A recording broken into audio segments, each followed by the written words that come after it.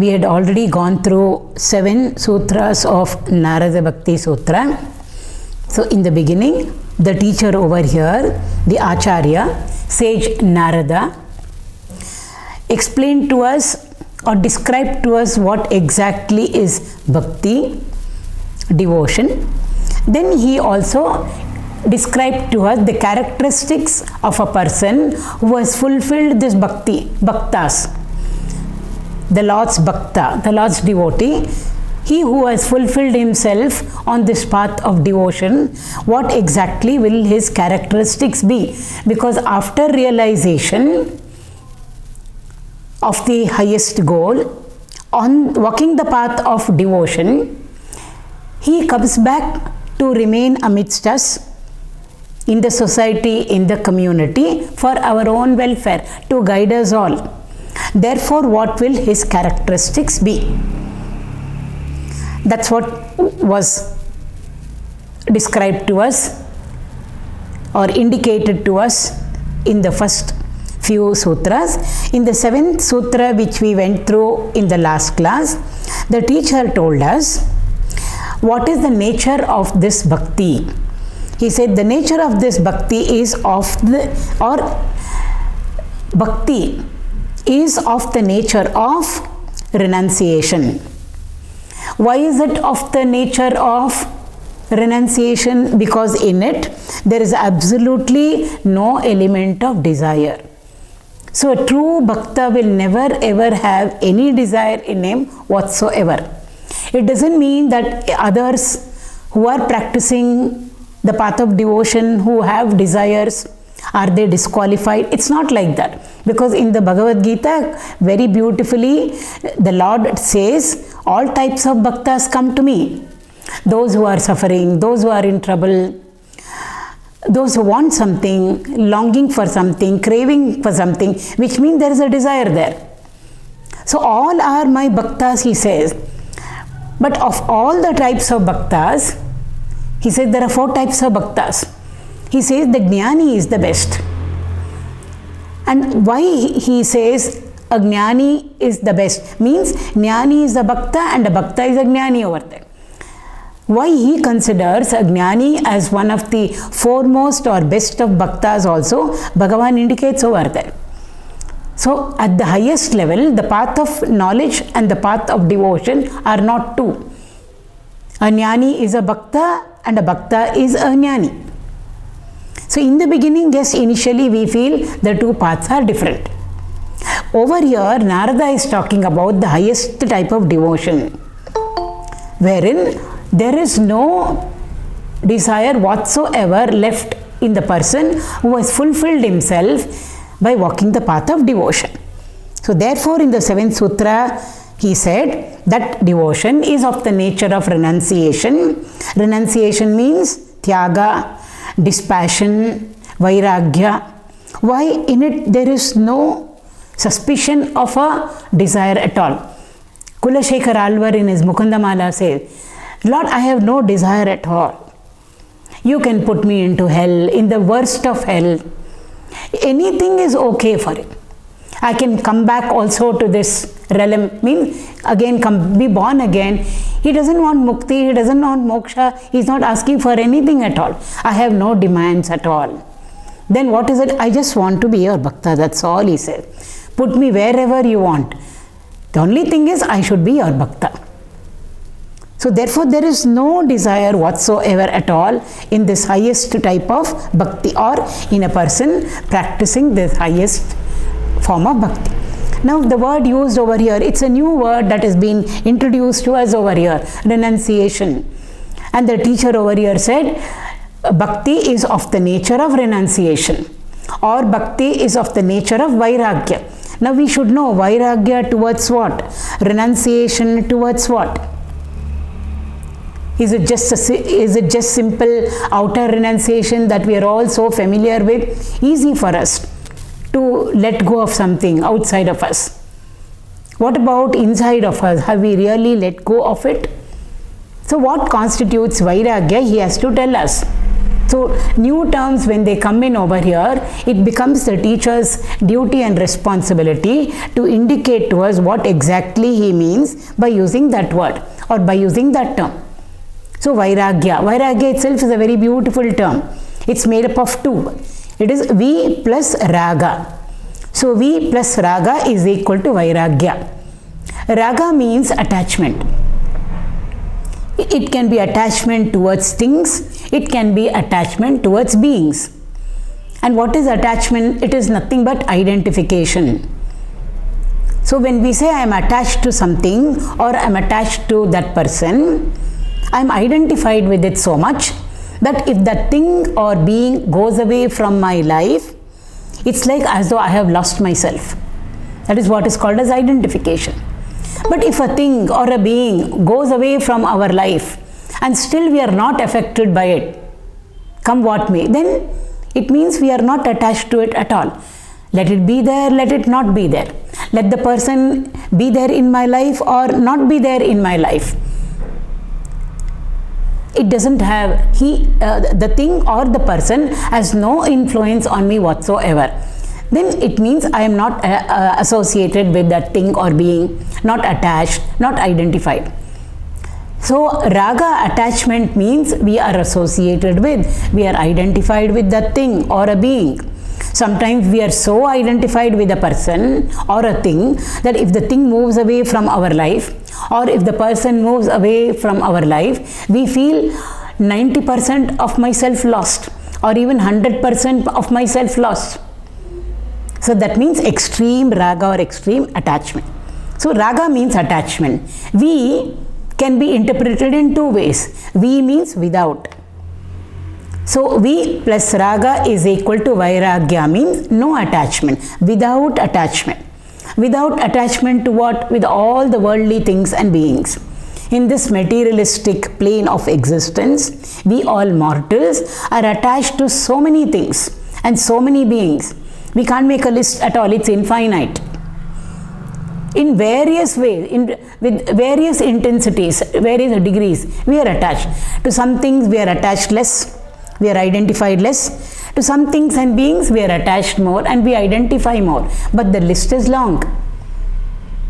So Raga there means to completely drop off all our attachment towards anything which is worldly, all things and all beings. No attachment at all.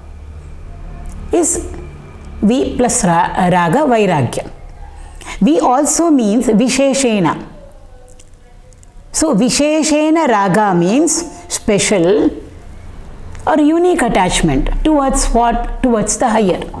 Unless and until we attach ourselves to something higher, it's not possible for us to leave something lower. It's very difficult. We have to hold on to something higher. Only then it becomes easy for us to leave the lower. Because we've got something to look forward to. A goal, a higher goal in our lives. I want to do my postgraduate. Therefore, the goal is there. If the goal is there, then I should do well in my undergraduation. So some sort of a goal should be there for us to heave ourselves forward, to progress in life. So if there is nothing higher in our lives, if everything around me and about me, I am feeling very, very comfortable now, then we will never ever leave behind all that we are attached to now. There is no hope for us at all. Spiritually we are talking. Even materialistically also. Unless and until we hold on to the higher or we recognize and identify the higher, to leave the lower or to drop the lower or to move away from the lower becomes very difficult, almost impossible. So Vairagya, V plus Raga, Visheshena Raga means special attachment. Towards what? Towards the higher. So Vairagya can be interpreted in two ways. It means to drop off all attachments with worldly things and beings, with the lower, and simultaneously to attach ourselves to something higher. Both are indicated by this term renunciation or Vairagya. Now what does the teacher say constitutes renunciation, we have to see. In the 8th sutra, the teacher says, Nirodhastu Loka Veda Vyapara Nyasaha. Here he is describing to us what he means by renunciation. Nyasa means to give up. Same thing as renunciation, so many words. Tyaga, Nyasa, so Vairagya, different words mean the same, all these words mean the same. So Nyasa means to give up. Sannyasa means to totally give up. What to give? Everything has to be given up. That is what is meant by sannyasa. So sannyasatva is actually a mental state, an inner state of the person rather than the outer state. Or the outer state of the person should indicate what is the inner state of that person. And what is the inner state of the person? Sannyasa. Sannyasa means totally having given up everything.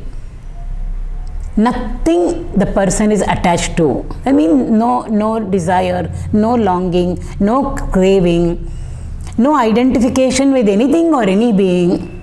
Absolutely free of everything. Moved away from everything. So, Nyasa over here means, again, to renounce, to move away from, to give up, or to drop off. What all things should be drop off according to the teacher?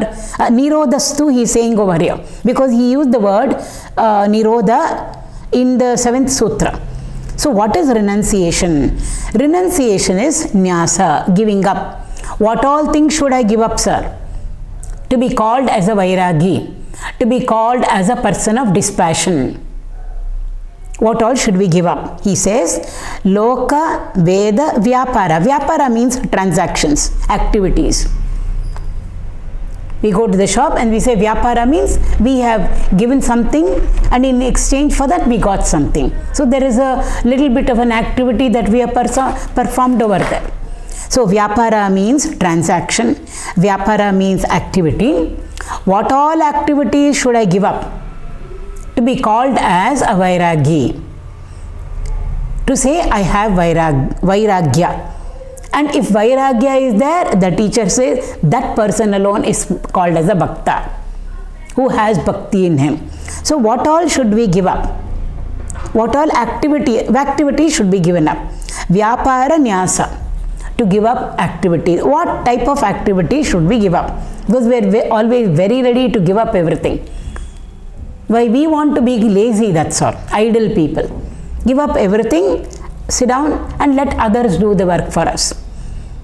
So that is not what the teacher is indicating over here. So he says, Loka Veda Vyapara Nyasaha. All activities related to Loka and Veda, two words used over here. We can interpret it as Loka means all secular or materialistic activities.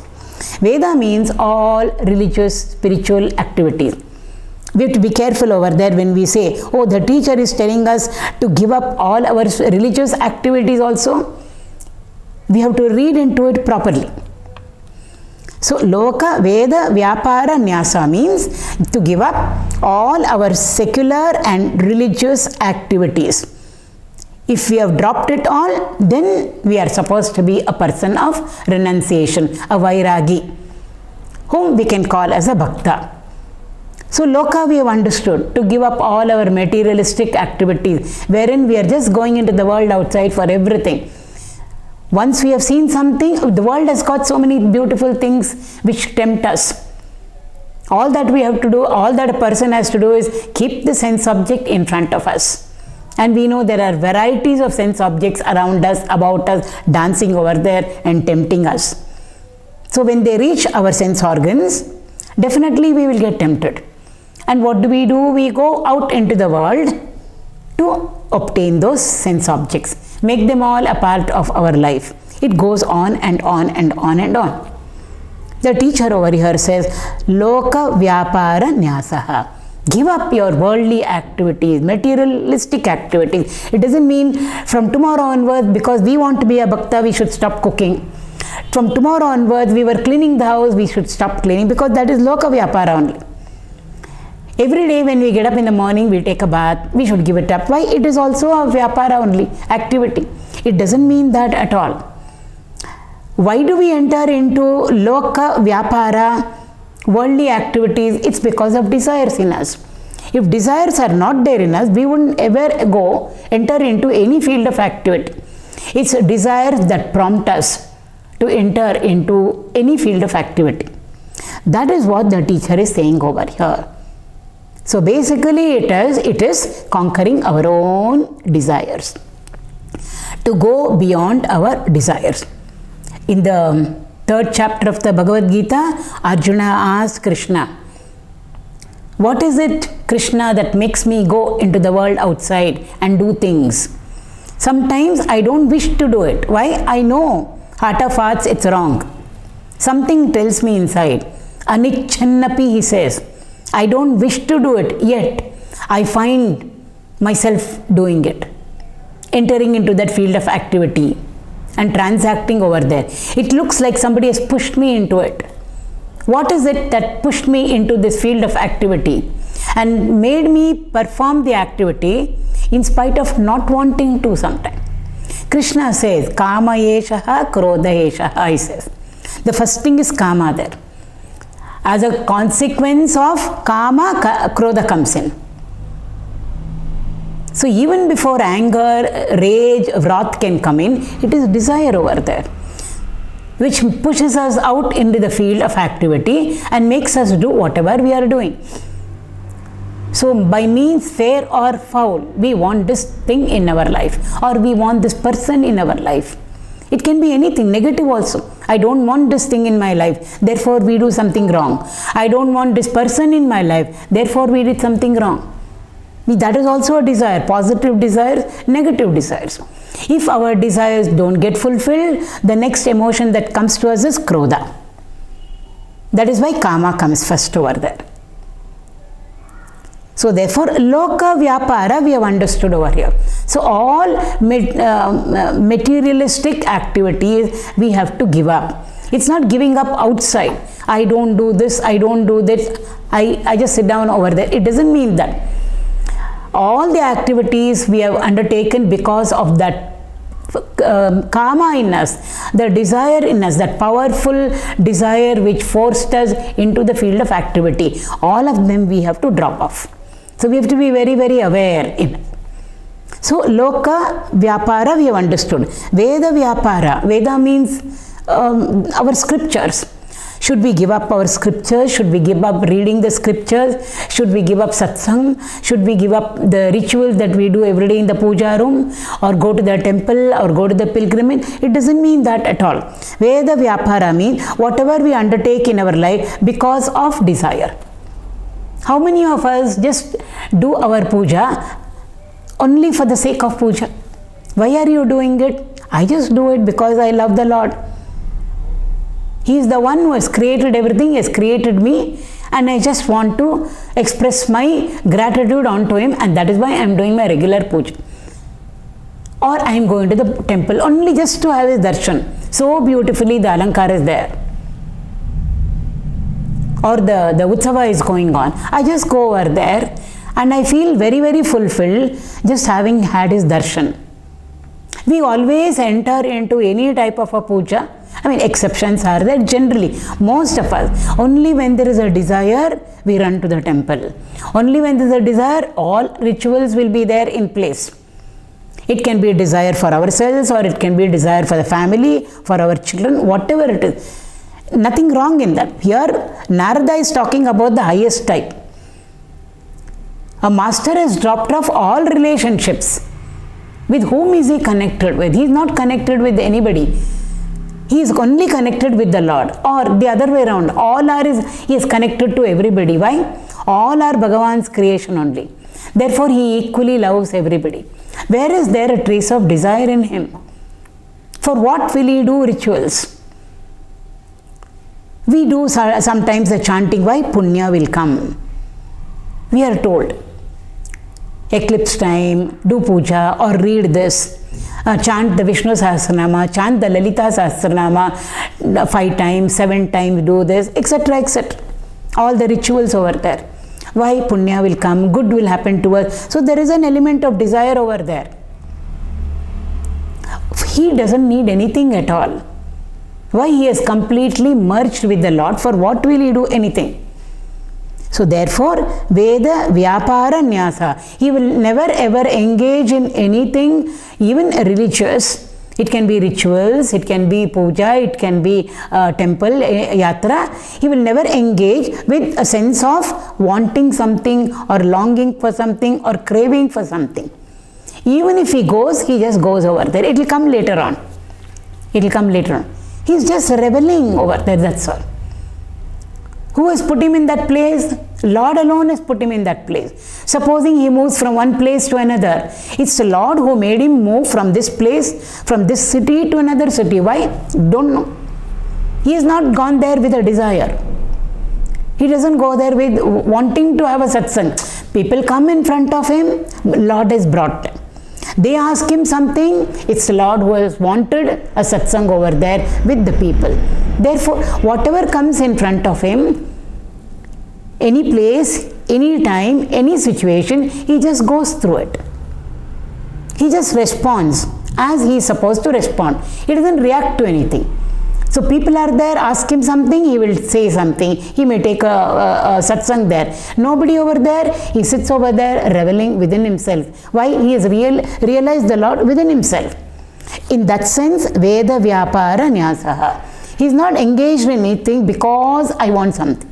We do all our vratas, ityadi, pujas, go to the temple every Saturday I go, somebody says. Then somebody says every Friday I go, or Monday I go. This I say, that I do. This yatra, every year we may be going, it's all fine. At our level, of course, we need all of that. Why? Otherwise we will fall. With great difficulty we have reached some level. Because going up is very difficult. Going down is very easy. Gravitational law will do everything for us. So going up is against gravity. We're not talking physical, we are talking inside. So with great difficulty, maybe we have moved a little up. So we will immediately go down if we stop all those things. So actually this is not for us. It is for a person who has fulfilled himself on the path of devotion. For him means nobody can lay down any rules for him, nobody can bind him at all. He is free to do whatever he wants to do. He can mingle with the people, move from place to place, establish ashrams, establish institutions, work for the people. Or he can choose to just remain in the Himalayas and not come down at all. Sir, why don't you go down and save a few people? They need not come. Wherever they are, their spiritual vibrations will be coming towards us. So that itself is the greatest blessing for all of us. Therefore, they are all a law unto themselves, and each one of them is so unique, so different from the other. We can't put general rules for all our masters. From wherever they are helping us.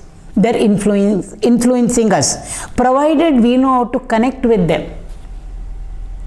So in that sense, renunciation means giving up of, giving up what? Giving up all vyapara, activities. With regard to what? With regard to Loka and Veda. Loka, Veda, Vyapara, Nyasa. He is one who has just given up everything. What will he do? He has realized he has become the Lord himself.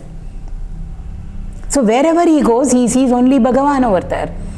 If there are 10 people in front of him, he sees Lord himself in those 10 different forms.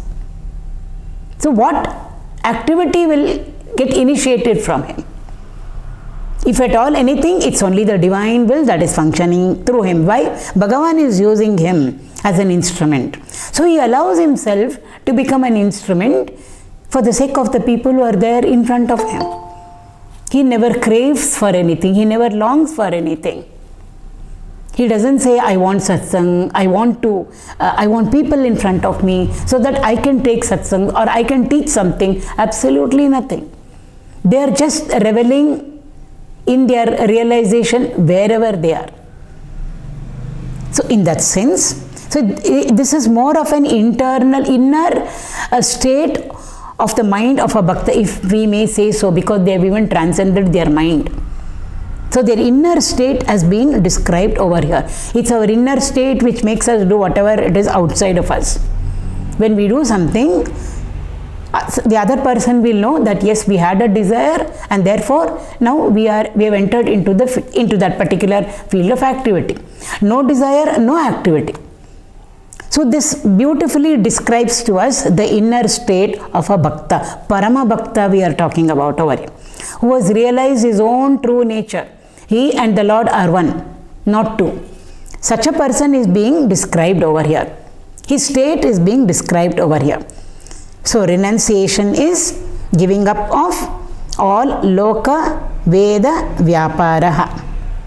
9th Sutra, Tasmin Ananyata Tad Virodishu Udasinata Cha.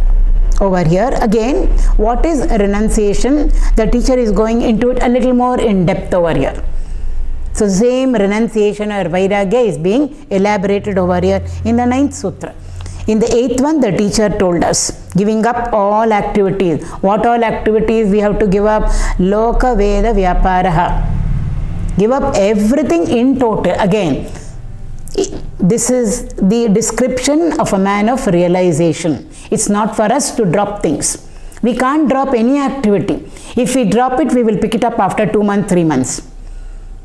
Master is one who has realized his own true nature. He has become one with the Lord.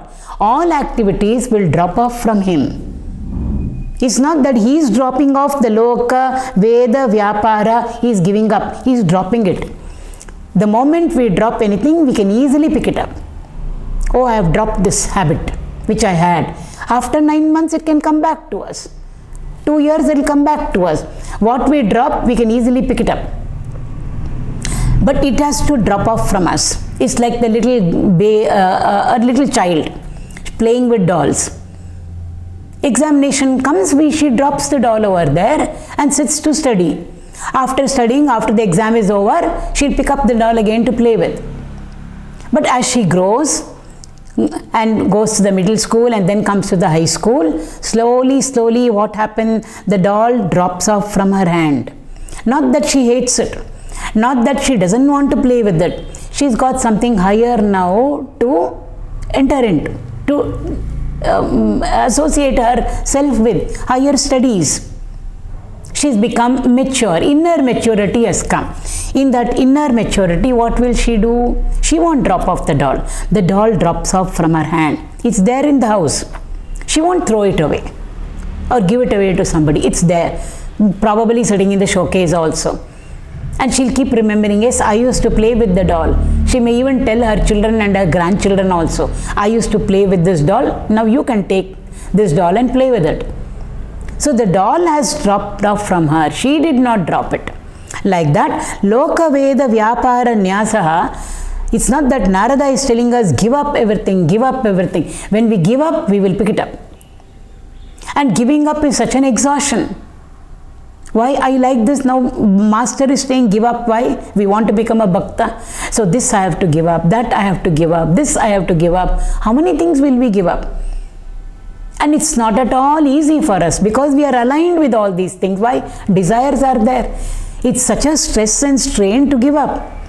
Vairagya is not very easy. If we try to practice it, then we will know. So this is all an inner state. Therefore, over here, Master is one from whom Loka Veda Vyapara has dropped off from him. He didn't drop anything. It has dropped off from him. So, according to the Lord's will, if he is supposed to participate in anything or get into a field of activity, the Lord makes sure he participates in it. So, it's all the Lord's. Nothing is his will. It's all Bhagavan's will. Hari Chitta. Why? He knows Nara Chitta will never ever, get fulfilled. And Hari is Karta. I am not the Karta at all. What do I have to gain by this particular activity? Even if it's a satsang. It's all Bhagavan. He is the one who is a doer. I am not the doer. and also the enjoyment that we get afterward, the karma phala, whatever it is, the happiness or the peace of mind. Who is enjoying? I'm not enjoying it. He says, who is enjoying? The one who participated. The doer alone can enjoy. So who is the one who did it? Bhagavan. Therefore, it is his share, the enjoyment. And why did he do it? Because his will, not my will. Therefore, over here, in the ninth sutra, the teacher is again over here, little more expanding for us what this renunciation or what this vairagya is. What does he say? Tasmin, he says. Tasmin means in that Lord. In which Lord? In the Lord with whom we are connecting with through our bhakti. So Tasmin, Ananyata, this word comes so many times in the Gita. Ananyata. Anya means other. Ananya means no otherness. So when we are practicing our love or our devotion to the Lord, no other thought should be there in our mind. Because when we are sitting down for our puja, we know that how many other types, dissimilar thoughts come into our mind. When we are chanting the Lord's name or when we are chanting our stotra, it can be japa of the Lord's name. It's not only one thought that is going on. Single track, no. Is our mind single pointed? No. So along with saying, taking Krishna's name or Shiva's name, instead of it being a single thought, so many dissimilar thoughts will crowd round in our mind. So that is not ananyata at all. Ananyata means exclusively, single pointed, completely, wholeheartedly, totally. Only Lord should occupy our heart or our thoughts. Nothing else, not even a wee bit of anything should be there. It's only Lord and nothing else. That is what is meant by ananyata. So over here the teacher says, in that Lord, when we are practicing our bhakti, our devotion should be single-minded, wholehearted, complete, total. Ananyata should be there. That ananyata means is also a form of renunciation. Vairagya visheshena raga. Special attachment to the Lord. What sort of an attachment is it? Wholehearted attachment it is towards the Lord. Single-pointed devotion towards the Lord. Nothing else and nothing else but the Lord. So that ananyata, he is saying over here, is nothing but a form of vairagya or is a form of renunciation. And also, tat virodishu udasinata. Anything contrary to this, contrary to what? Contrary to ananyata, with single pointed devotion towards the Lord. Anything other than that, we should be indifferent to it. This is called as renunciation. So it's double-edged over here. That's why we said vairagya has got two meanings.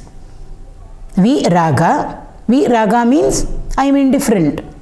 I don't connect with, I don't identify with anything else lower. Why? I have connected myself to the higher. Visheshena raga. Both are included over here. Visheshana raga is ananyata towards the Lord.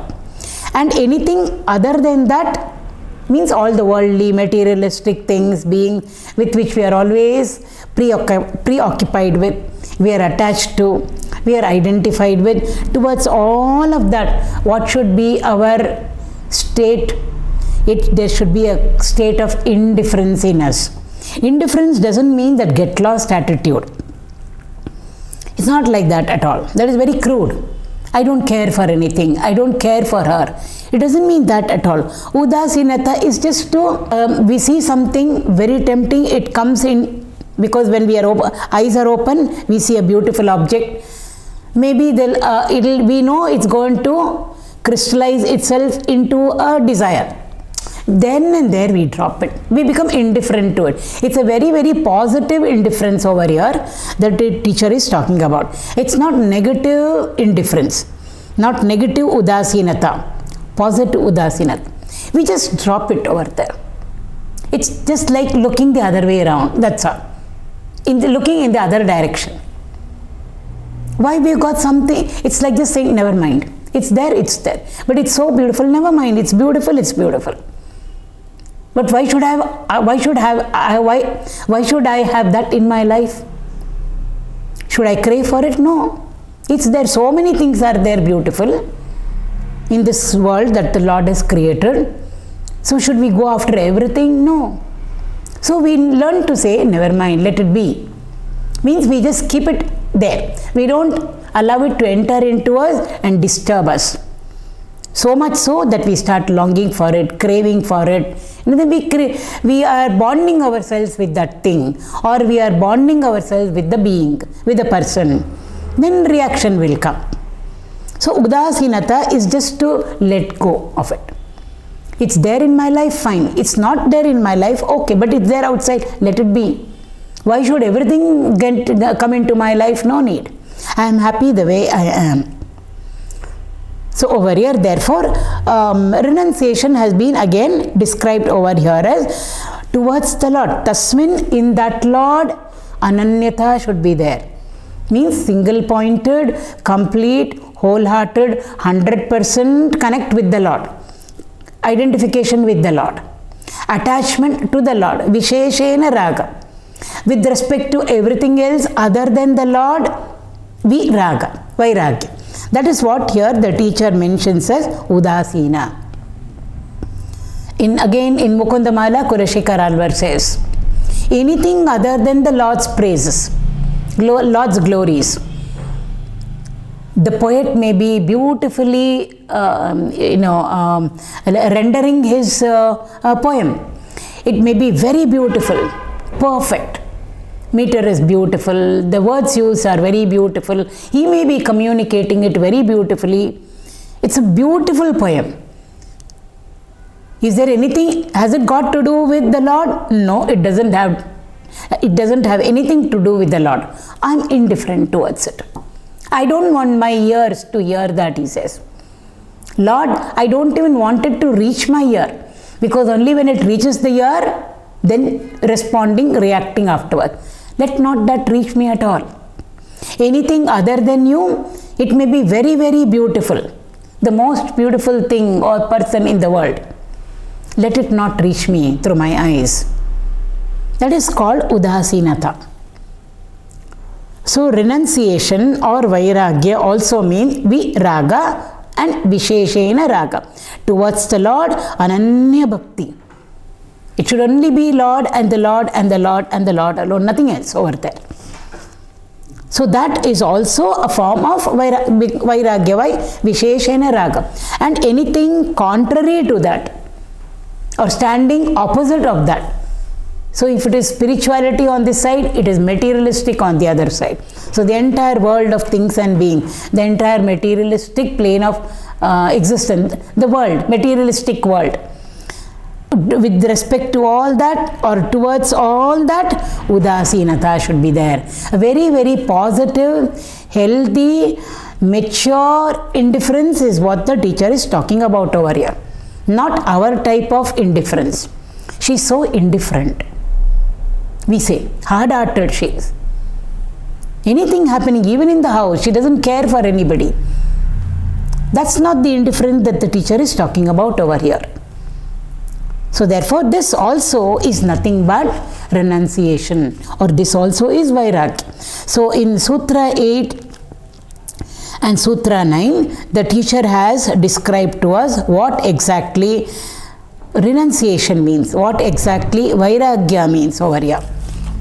Now he has used words over here. Like I said in the last, renunciation had to be explained to us.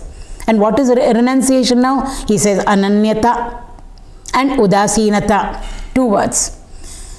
Ananyata stands for visheshena raga. Udasinata stands for viraga. Both of them put together is complete, wholesome vairagya or renunciation in us.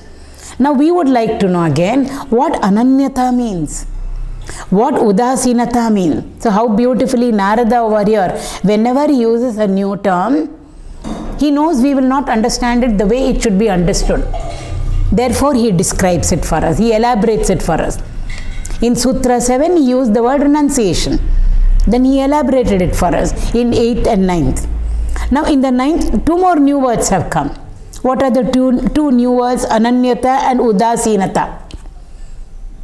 So, one is special attachment, visheshana raga. One is no attachment, udasinata. One is with respect to the higher, one is with respect to the lower. Udasinata to all that which constitutes the lower realm. Now, he has to tell us what exactly he means by ananyata. We've heard this in the Bhagavad Gita also. The Lord uses it, and he says Ananya Bhakti should be there. Ananyas Chintayanto Mam, 9th chapter, that very famous shloka over there, wherein he is saying, a person who has got Ananya Bhakti towards me, wholeheartedly and fully, completely is engaged in my worship. Worship doesn't only mean rituals over there. To such people, their yoga and kshema become my responsibility, Bhagavan said. He doesn't say, I will give yoga and kshema to them. He doesn't say, I will take care of their yoga and kshema. When somebody says, I'll take care of you, question mark is there. She said she will take care of my yoga and kshema, but in times of need, will she really come and take care? Question mark will be there. Bhagavan uses the word yoga kshemam vahamyaham. He says it becomes my responsibility. Your yoga and kshema become my responsibility. I take on the responsibility of your yoga and kshema. When somebody says the whole burden has fallen on their shoulder, it's not still with us. The whole burden of our yoga and kshema. Yoga and kshema means what? Yoga means whatever we don't have in our lives right now, which has to come into our life for our progress. Kshema means whatever has already come into our lives now, and it has to be maintained. It shouldn't go away from us. So both of them, Bhagavan says, is my responsibility, which means he has taken it upon his shoulders. It's there on our shoulders sitting now. From our shoulder, it should get lifted and go onto his shoulders. That's the meaning when masters, when they place their hand on our head in the form of a blessing, when we bow down to and offer our prostrations and our salutations to our Guru, to our masters, to men of realization, to a Jivan Mukta, when they place their hand on our head, or sometime they may place their hand on our shoulders, and when they lift it up, a very, very sensitive person at that moment will feel light. Nothing was there that they took away from our shoulder or our head. We didn't have a load on our head or on our shoulder, but we will feel lighter. Why? Our yoga and kshema, which was sitting on our own shoulder or on top of our head, has been just lifted away. It's become now their responsibility. Therefore, we will feel light, because that heavy burden, baggage that we were carrying with us, that load has completely gone off to them. So in the Gita, Bhagavan says, whoever is practicing Ananya Bhakti towards me, so condition is there. Their yoga and kshema, vahamyaham, he said, their yoga and kshema become my responsibility. So that Ananya word is very, very important.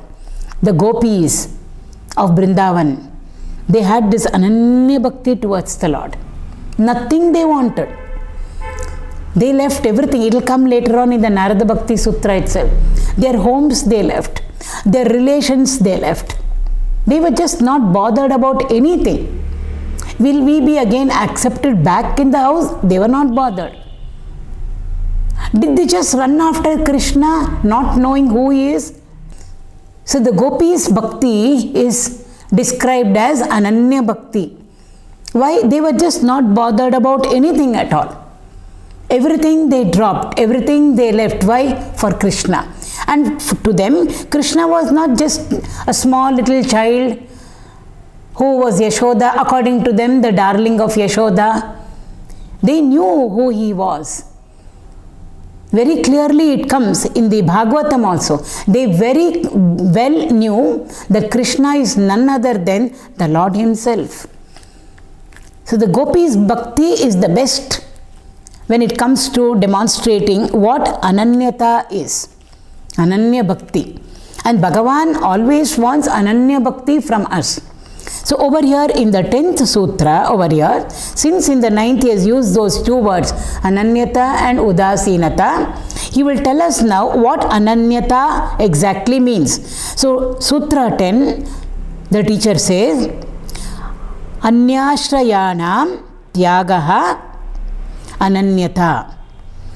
Anyashrayanam tyagaha ananyata. Ananyata means, he is defining for us what Ananyata means. That complete, single-pointed, wholehearted, no otherness in the bhakti is being described for us over here. So what constitutes Ananyata? He says it is nothing but giving up. Tyagaha means to give up. What should we give up? When we are practicing our devotion, for our devotion to be called Ananya Bhakti, he says, Anyashrayanam. Anya Ashraya. Anya means other. Ashraya means to take the support of. So Anyashrayana means the support of. All other supports in our life means things and beings we should do tyaga of, or we should give up. If we have given up leaning on to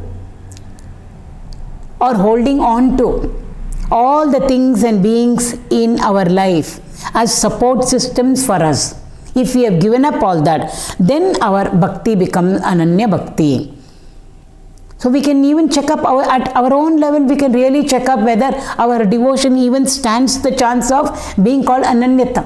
We say we are a devotee of the Lord, but how many things we are holding on to as our support system?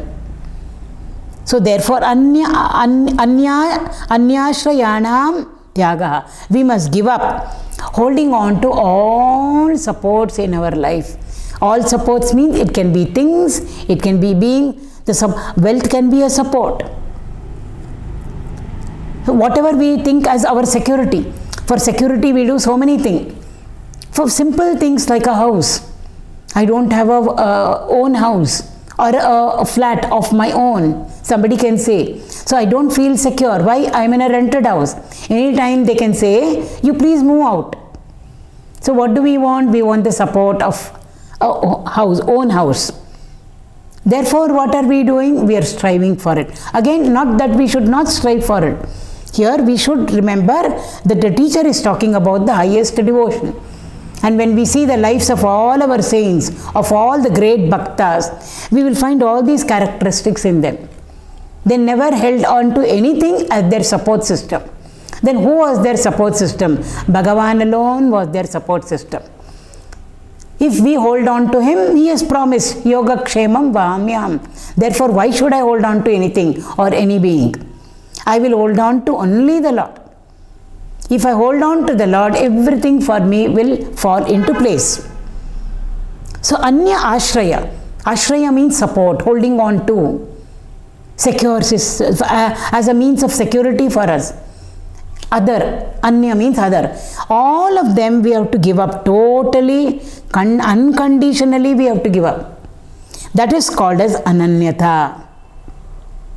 Nothing as a support. Then what is the support? Only Bhagavan is my support. Prahlada, he didn't hold on to anything as a support. His father gave him so much of trouble. He wanted to kill him and destroy him. Why? He is a bhakta of the Lord. He was chanting the Lord's name. Whereas Hiranyakashipu wanted him to chant his name. He said, I am the Lord. Vishnu is not the Lord. So Hiranyaya Namaha you should say. Prahlada refused. He said, Narayanaya Namaha. See, holding on to Narayana, indifference towards everything else. He never rejected, he never abused his father, he never walked away from the palace. So very positive, mature indifference over there. Even at the small age, Prahlada is a small child over there. Who was a support system? The Lord alone was a support system. Try as much as he can. Hiranyakashipu, he tried all things to destroy that little child. Just because he practiced Hari Bhakti. That's all was the mistake from his side. What all he tried? Dropped him from the mountain, tried to drown him in an ocean, put him into fire, had all inflicted him with all possible deadly weapons. Poisonous snakes he let loose, ferocious tiger he let loose, wild elephant he left loose so that it can be trampled. The sky is the limit. All things he tried to destroy the child. Prahlada even once did not ever run back to Hiranyakashipu, his father, and say, "You are my support." Because all these things were happening. So if he had taken the shelter and the support of his father, all these things would not have happened to him. These unpleasant things wouldn't have happened. But he didn't. He did not compromise in his bhakti towards the Lord. That is called indifference towards everything other than the Lord. So his only support was the Lord and the Lord and the Lord alone. How much he was tried and tested. Anybody else would have said, "I cried out to the Lord, I prayed to him, he never came. I am going through so much of trouble, harassment." They may have compromised also. At least let me compromise a little. He did not compromise. He waited. And the Lord has his own time where he comes. And he looked after Prahlada's yoga and kshema. Not only he destroyed Hiranyakashipu, through and through, whenever Hiranyakashipu, gave him so much of trouble and tried to destroy him, every moment in Prahlada's life, Bhagavan was there, ready to save him, did save him. So who was Prahlada's support? Hari was his support. Hiranyakashipu asked him, "Who is that person? Who is your sole support? Who is every moment saving you? Whenever I try to bring about your destruction and death, somebody is saving you." Means you leaned on to somebody as a support. Who is that?